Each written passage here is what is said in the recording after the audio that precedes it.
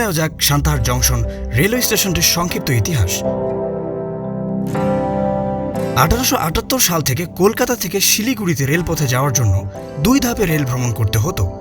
প্রথম ধাপে পূর্ববঙ্গ রাজ্য রেলপথ ধরে কলকাতা স্টেশন, যেটা পরবর্তীতে শিয়ালদহ নামে নামকরণ করা হয়, সেখান থেকে যাত্রা শুরু করে পদ্মা নদীর দক্ষিণ তীরের দামুকদিয়া ঘাট পর্যন্ত 185 কিলোমিটার রেল ভ্রমণ করতে হতো। তারপরে ফেরিতে করে নদী পার হয়ে ভ্রমণ যাত্রার দ্বিতীয় ধাপ শুরু হতো।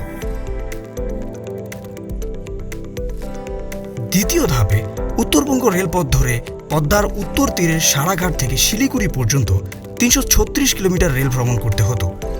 1878 সালে দর্শনা থেকে পার্বতীপুর ব্রডগেজ রেল চালু হয়। এই সময়কাল থেকে সান্তাহার রেলওয়ে স্টেশন হিসেবে চালু হয়।